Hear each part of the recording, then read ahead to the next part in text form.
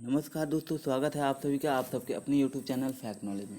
दोस्तों, हम लोग सीटेट का प्रीवियस ईयर का पेपर देख रहे थे, जिसमें सितंबर 2015 का जो पेपर था, पेपर 1, वो हम लोग कर रहे थे। तो सीटेट का सितंबर 2015 का जो पेपर है, उसमें हमने पैडागोजी का सेक्शन कंप्लीट कर लिया था। ईवीएस का सेक्शन हम लोग देख रहे थे, जिसमें हम लोगों ने 20 क्वेश्चन कर चुके थे। 10 क्वेश्चन बच गए थे, वो हम लोग करेंगे इस वीडियो में। चलिए देर न करते हैं, चलते हैं सीधे क्वेश्चन पे। यहाँ तक का प्रश्न हम लोगों ने कर लिया था, ठीक है। अगला प्रश्न बढ़ेंगे। आज का हमारा पहला प्रश्न, नीता आंध्र प्रदेश जाती है और 2 साड़ियाँ खरीदती है जो खास तौर पर वहीं बनाई जाती हैं, वे क्या कहलाती हैं? ऑप्शन देख लेते हैं। ऑप्शन है कलमकारी और कद्धा, सेकंड है पोचपल्ली और कलमकारी, थर्ड है पोचमपल्ली और कांजीवरम, और फोर्थ है कलमकारी और चंदेरी। तो इसका करेक्ट आंसर क्या होगा? यानी आंध्र प्रदेश में जो साड़ियाँ बनती हैं, ये पूछना चाह रहा है कि जो वहीं पे साड़ी बनती हैं, उनको क्या कहा जाता है? तो इसका आंसर हो जाएगा ऑप्शन नंबर हमारा,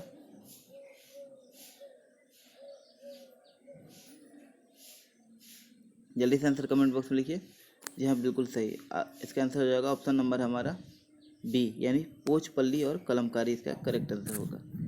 अगले प्रश्न बढ़ेंगे। अगला प्रश्न है, निम्नलिखित में से कौन सी बीमारी रुके या इकट्ठा पानी से हो सकती है? तो कौन सी हो सकती है? ऑप्शन है चेचक, मलेरिया, पोलियो और निमोनिया, ठीक है। तो इसका करेक्ट आंसर क्या हो जाएगा? इसका करेक्ट आंसर होगा ऑप्शन नंबर हमारा जो है बी, यानी मलेरिया जो है रुके हुए पानी से जो है हो सकता है। और मलेरिया किस मच्छर से होता है, ये ज़रा आप लोग जो है कमेंट बॉक्स में लिख के बताइएगा कि मलेरिया मच्छर जो है होता किससे है, कौन से मच्छर से मलेरिया मच्छर होता है, ठीक है।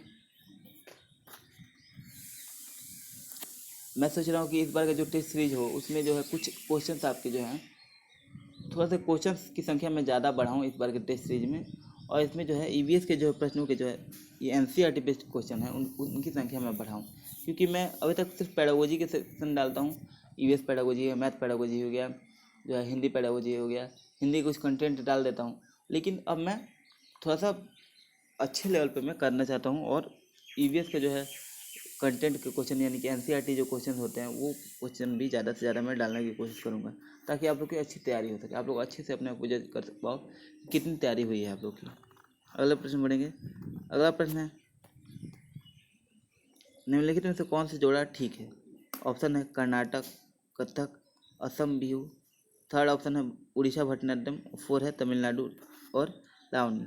तो इसका करेक्ट आंसर क्या हो जाएगा? इसका करेक्ट आंसर देखिए, क्या है कि जो है पूछ रहा है ये कि कौन सा जो है किस राज्य का कौन सा लोक नृत्य है, ये जोड़ा जो है बनाया गया है। तो इसका करेक्ट आंसर क्या हो जाएगा? कौन सा जोड़ा ठीक है? तो असम बिहू वाला जोड़ा जो है ये करेक्ट आंसर हो जाएगा, यानी असम का लोक नृत्य बिहू है, बाकी ऑप्शन जो है गलत है। अगला प्रश्न बढ़ेंगे। अगला प्रश्न है हम लोग का, एस्किमो अपने घर इग्लू का निर्माण बर्फ से करते हैं, इसका कारण क्या है? तो इसका कारण है, ऑप्शन है ध्रुवीय क्षेत्र में केवल बर्फ ही उपलब्ध है, सेकेंड ऑप्शन है बर्फ ठंडी हवा पानी को अंदर नहीं आने देती, थर्ड ऑप्शन है बर्फ की दीवारों के बीच मौजूद हवा अंदर की गर्मी को बाहर जाने से रोकती है, और फोर्थ ऑप्शन है बर्फ मुफ्त में मिलती है और अन्य सामग्री की कीमत जो है अधिक होगी, ठीक है। तो इसका करेक्ट आंसर क्या होगा? इसका करेक्ट आंसर होगा ऑप्शन नंबर हमारा सी, यानी कि जो है बर्फ है, बर्फ की दीवार के बीच जो हवा होती है मौजूद, वो गर्मी को बाहर जाने से रोकेगी। आप देखते होंगे कि जो है हम लोग स्वेटर क्यों पहनते हैं, ये भी प्रश्न है कि स्वेटर क्यों पहनते हैं। तो स्वेटर पहनना या फिर ठंड के दिन में स्वेटर पहनना या जैकेट पहनना क्यों जरूरी होता है? ताकि वो उनके बीच जो स्वेटर के जो ऊन होता है, उनके रेशों के बीच जो हवा होती है, वो एक उनके बीच जो हवा होती है वो आपके शरीर की गर्मी को बाहर जाने से रोकती है, इसलिए जो है ठंड कम हो जाती है, ठीक है। ये इसका लॉजिक है, ठीक है। वैसे ही ये भी काम करता है वही थ्योरी पे। अगला प्रश्न बढ़ेंगे।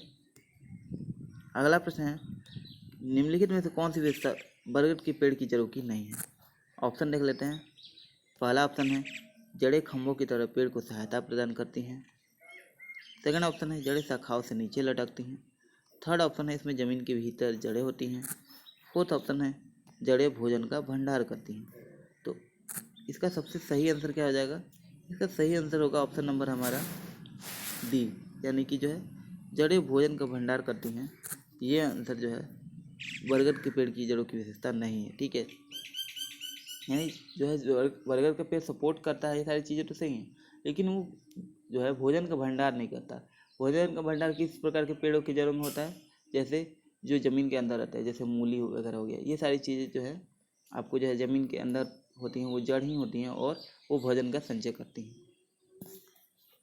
अगला प्रश्न पढ़ेंगे। अगला प्रश्न है, एक नवनियुक्त पर्यावरण अध्ययन के शिक्षक के रूप में पढ़ाने से पहले आपकी सबसे पहली प्राथमिकता क्या होगी? तो सबसे पहली प्राथमिकता होगी पहले से पाठ योजना तैयार करना। सेकंड है कक्षा में धीमी गति सीखने वाले शिक्षार्थियों की पहचान करना। थर्ड है शिक्षार्थियों के लिए पाठानुसार विस्तृत नोट्स तैयार करना। और फोर है शिक्षार्थियों के समाज सांस्कृतिक प्रोफाइल और विवरण तैयार करना। इसका सबसे करेक्ट आंसर क्या हो जाएगा? इसका करेक्ट आंसर होगा ऑप्शन नंबर हमारा डी, यानी कि पर शिक्षार्थियों का समाज सांस्कृतिक प्रोफाइल और विवरण तैयार करना। अब आप लोग सोचेंगे ऐसा क्यों है? तो देखिए, मान लीजिए अगर आप नए जो है पॉइंट होते हैं तो पहले से पाठ योजना तैयार करना, धीमी गति से सीखने वाले की पहचान करना, ये सारी चीज़ें ज़रूरी नहीं है। इससे सबसे पहले प्राथमिकता ये तो हो नहीं सकती ना। हाँ, चीज़ें ज़रूरी है, लेकिन बाद में ये चीज़ आप करोगे। सबसे पहली प्राथमिकता क्या होगी कि उनकी जो है सामाजिक सांस्कृतिक प्रोफाइल का तैयार करिए, उनका विवरण आप जानिए, तभी तो आप उनका अधिगम अच्छे से करा पाओगे।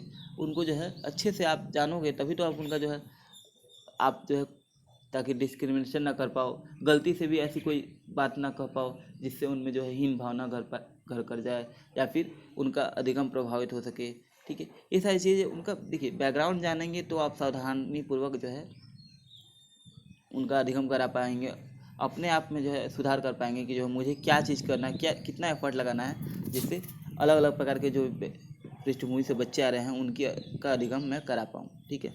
अगला प्रश्न पढ़ेंगे। अगला प्रश्न है, कविताएं और कहानियाँ पर्यावरण अध्ययन के अंतर्वस्तु को बढ़ाने में प्रभावशाली हैं। ऐसा इसलिए है क्योंकि कविता और कहानियाँ जो होती हैं, ऑप्शन 1 बच्चों के परिवेश का समृद्ध चित्रण कर सकती हैं।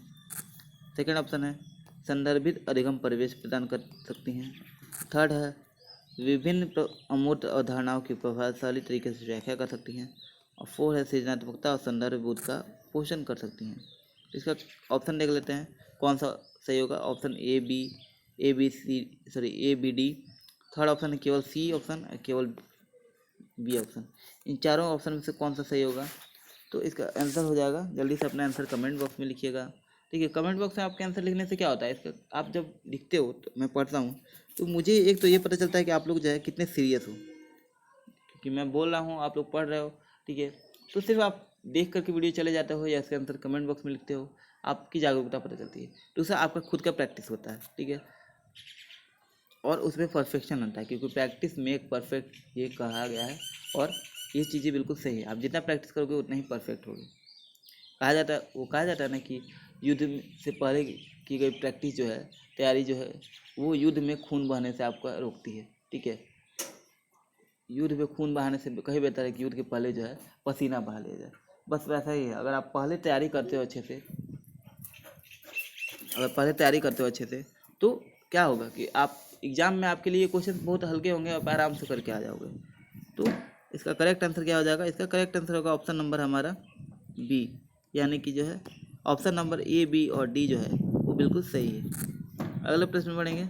अगला प्रश्न है, कक्षा 5 की शिक्षिका के रूप में आप ईंधन के संरक्षण प्रकरण को पढ़ाने के लिए निम्नलिखित में से किस संसाधन के उपयोग को सर्वश्रेष्ठ जो है पाते हैं? तो इस चीज़ के लिए ऑप्शन देख लेते हैं, पाठ्य पुस्तक, संदर्भ पुस्तक, पोस्टर, और फोर्थ नंबर ऑप्शन है हमारा समाचार पत्र। तो इसका करेक्ट आंसर क्या होगा? जल्दी से आप अपना आंसर कमेंट में लिखिए। वैसे यहाँ पे मैं आंसर बता दूँ कि सीटेट का जो ऑफिशियल आंसर किया था, उसमें जो है ऑप्शन नंबर 3 और 4 यानी पोस्टर और समाचार पत्र दोनों को सही आंसर माना गया था। जो है ये प्रश्न ही गलत मान लिया गया था, यानी कि अगर इस प्रश्न का आंसर दोनों सही हो जाएगा, ठीक है। तो आप जो है दोनों देख लेंगे, अगर ये प्रश्न रिपीट करता है सीटेट के अनुसार दोनों ऑप्शन सही होंगे। अब अपने हिसाब से आप जो है देख लीजिएगा कि जो है क्या सही होगा। मैंने ऑफिशियल आंसर के अनुसार दोनों आंसर जो उसने दिया था वो मैं बता दे रहा हूँ। अगला प्रश्न हमारा कक्षा 4 की एक शिक्षिका शिक्षार्थियों से कहती है कि वे अपने कार्यपत्रक, अवलोकन रिपोर्ट और सत्र में एकत्रित की गई सामग्री को एक फोल्डर में डाल दें। तो इन फोल्डरों को डैश कहा जा सकता है। तो क्या कहा जा सकता है? ऑप्शन देख लेते हैं। ऑप्शन है घटना वृत्तांत अभिलेख, सेकंड है पोर्टफोलियो, थर्ड है दत्त कार्य और फोर्थ है परियोजना कार्य। तो इसका करेक्ट आंसर क्या होगा? इसका करेक्ट आंसर होगा ऑप्शन नंबर बी, यानी कि पोर्टफोलियो इसका आंसर होगा। अगला प्रश्न बढ़ेंगे। अगला प्रश्न है क्यों पोर्टफोलियो? क्योंकि देखिए वो अपना कार्यपत्रक, अवलोकन रिपोर्ट और सत्र में प्रकाशित सभी सामग्री और एकत्रित सभी सामग्री को अगर एक फोल्डर में डाल देते हैं तो इससे बच्चे क्या होगा, धीरे धीरे जितना भी उन्होंने ये किया है, अर्जित किया है और जो बढ़ोतरी हुई है, ठीक है, वो चीज़ें जो है पता चलेंगी। और इस चीज़ें पोर्टफोलियो में ही बनाया जाता है। ऐसा धीरे धीरे क्रम वाइज कितना जो उसने गेन किया है या कितना उसका जो है उसने क्या क्या प्राप्त किया है। ठीक है, अगला प्रश्न और आज का हमारा लास्ट प्रश्न, NCERT राष्ट्रीय NCERT जो है कि पर्यावरण अध्ययन की जो है कक्षा 5 की जो है पाठ्यपुस्तक में सुनीता अंतरिक्ष में शीर्षक पाठ स्पेसशिप में अंतरिक्ष यात्री सुनीता विलियम्स के अनुभव को जो है वर्णन करता है। इसे शामिल करने का क्या कारण हो सकता है? ठीक है, ऑप्शन देख लेते हैं। यह घटना अंतरिक्ष यात्रियों की ज़िंदगी में झांकने का अवसर देती है। सेकंड है, यह घटना स्पेसशिप में भौतिक स्थितियों का वर्णन करती है। थर्ड है, यह घटना स्त्री पुरुष यानी जेंडर रूढ़िवादिता को चुनौती देती है। और फोर्थ ऑप्शन है, यह घटना गुरुत्वाकर्षण की अवधारणा को समझने में मदद करती है। तो इसका करेक्ट आंसर क्या होगा? तो इसका करेक्ट आंसर होगा ऑप्शन नंबर सी, यानी कि ABC ऑप्शन जो है सही हो जाएगा। यानी कि जो है ये जो है घटना जो है अंतरिक्ष यात्रियों की ज़िंदगी में झांकने का अवसर देती है, भौतिक स्थिति का वर्णन भी करती है और यह स्त्री पुरुष यानी जेंडर रूढ़िवादिता को जो है चुनौती भी देती है। ये बिल्कुल सही है, तीनों ऑप्शन। तो उम्मीद करता हूँ वीडियो पसंद आया होगा। वीडियो पसंद आया तो लाइक, शेयर और चैनल पे अगर आप नए हैं तो सब्सक्राइब कर लीजिए। ठीक है, रेगुलर वीडियोज़ के लिए।